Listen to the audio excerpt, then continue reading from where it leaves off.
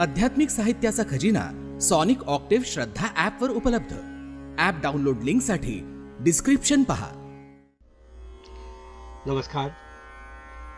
चंद्र राशीप्रमाणे वृश्चिक राशीच्या व्यक्तींना मे 2024 या महिन्यासाठी मी आता मार्गदर्शन करणार आहे. वृश्चिक राशीच्या व्यक्तींना आपल्या गलथानपणामुळे जे काही नुकसान होत आहे त्यातून आपण सावरायचे दिवस आता आलेले आहेत. म्हणजे या महिन्यात होणारा बृहस्पती बदल जो आहे तो आपल्या राशीला अनुकूल असा ठरणार आहे आणि त्यामुळे आपल्या गलथानपणा किंवा आपल्या चुकीवर पांघरून घालणारं कोणीतरी एक आशीर्वाद आपल्याला देणारा येणार आहे आणि त्यामुळे आपल्या गोष्टी थोड्या चांगल्या प्रकारे परिवर्तन आपल्याला घडलेलं दिसेल. म्हणून तुम्ही आपला गलथानपणा वाढवायचा नाहीये, त्याच्यावर मात करायची आहे. उत्तरोत्तर तो कमी करण्याकडे आपला प्रयत्न असला पाहिजे. असा प्रयत्न जर आपण केलात तर ह्या गुरुबदलाचा खूप चांगला अनुभव तुम्हाला येईल.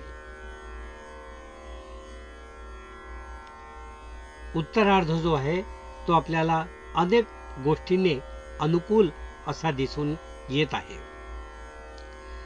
नोकरीत उत्साह, कामात उत्साह, वरिष्ठांची मर्जी, वरिष्ठांनी आपल्या प्रमोशनसाठी केलेली शिफारस, इतके बदल तुम्हाला या महिन्यात दिसून येतील. वरिष्ठ तुम्हाला प्रत्येक गोष्टीत साथ देतील, शिफारस करतील आणि आपलं प्रमोशन होण्याकडे पाठपुरावा करतील.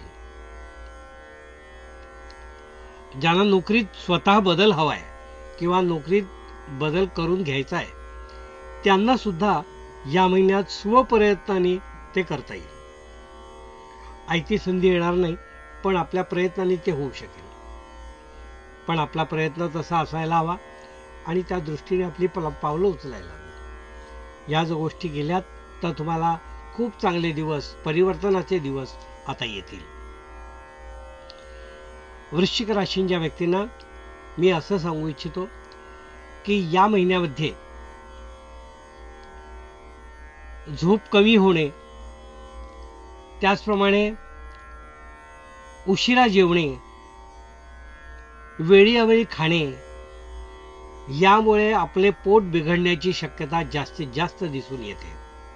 तर या गोष्टी टाळण्याकडे तुम्ही आटोकाट प्रयत्न करा. या गोष्टी टाळाच, याविषयीची पथ्य पण पाळा, म्हणजे तुमच्या आरोग्याला या महिन्यात काही पीडा दिसून येत नाही.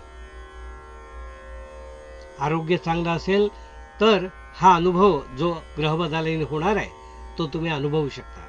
कारण आरोग्य जर बिघडलं तर ग्रह अनुकूल होऊन काय फायदा, आपण त्याची मजाच घेऊ शकणार नाही. म्हणून आपल्या आरोग्याविषयी आपण काळजी घ्या. मी आत्ता जे सांगितलंय त्याविषयी योग्य काळजी घ्या, म्हणजे आपल्याला कुपथ्य होणार नाही. वृश्चिक राशीच्या व्यक्तींना आपल्या मुलांकडे या महिन्यामध्ये जास्त लक्ष द्यावं लागेल. त्यांचा आळस जो आहे तो आळस काढावा लागेल. कॉम्पिटिटिव्ह एक्झाममध्ये जर काही मुलं तुमची अपीअर होत असतील तर या महिन्यामध्ये तुम्हाला त्यांच्यासाठी वेळ काढावा लागेल. तुम्हाला त्यांच्याकडून काही तयारी करून घ्यावी लागेल असं मला या ठिकाणी दिसून येत आहे. वृश्चिक राशीच्या व्यक्तींनी ही पण काळजी घेणं सक्त मुलांसाठी गरजेचं आहे. घरामध्ये दीर्घकालीन चालणाऱ्या वस्तू किंवा दीर्घकालीन असणाऱ्या वस्तूंची खरेदी या महिन्यात दिसून येते. म्हणजे एखादं फर्निचर घेतलं, 15-20 वर्ष वापरलं, अशा काही पद्धतीचे खर्च तुम्ही या महिन्यात या घरात, आपल्या राहत्या घरात करू शकता. उत्तरार्ध जो आहे त्या उत्तरार्धामध्ये जे नवपरिणित दाम्पत्य आपल्या मुलांसाठी प्रयत्न करत असतील त्यांनी या महिन्यात प्रयत्न केले तर त्यांना निश्चितच चांगली बातमी ऐकायला मिळेल. म्हणून ते प्रयत्न तुम्ही या महिन्यात करायचे, म्हणजे त्याचं फळ तुम्हाला पुढे दिसायला लागेल. गैरसंवाद जर पती पत्नीमध्ये असतील तर ते समोरासमोर बोलून दूर करता येतील. इतके की 5च मिनिटात सगळे गैरसंबंध किंवा गैरसंबंध नाही म्हणता येणार, काही जर आपल्यात अंडरस्टँडिंग असेल तर ते दूर होईल. पण तो संवाद मात्र तुम्ही साधायला हवा आणि तो संवाद साधण्यासाठी आपण कोणीतरी पुढाकार घ्यायला हवा.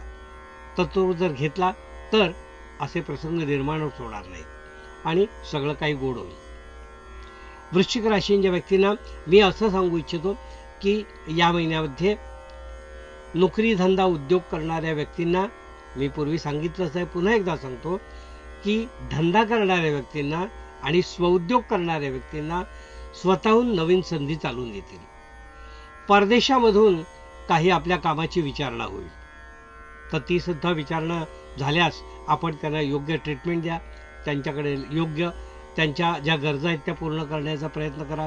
म्हणजे त्याकडून सुद्धा, त्या ठिकाणून सुद्धा तुम्हाला कामाची विशेष काहीतरी मागणी होऊ शकते. तुमच्या कामाचा योग्य मोबदला तुम्हाला या महिन्यात मिळेल. काही वेळा तुम्हाला तो मागावा लागेल, काही मागितलेला सहजपणे मिळेल, पण मोबदला हा तुम्हाला मिळणारच आहे. त्यातून मिळणारे जे पैसे आहेत ते आपण कुटुंबाच्या सहलीसाठी आणि आनंदासाठी काही प्रमाणात खर्च करा, असं मी तुम्हाला या ठिकाणी सल्ला देईन. कारण काही काळापासून, काही महिन्यांपासून कुठेतरी फिरायला घेऊन जावं अशी आपल्या कुटुंबातील लोकांची विनंती असेल, तर ती तुम्ही जर टाळली असेल तर ती या महिन्यामध्ये पूर्ण करा.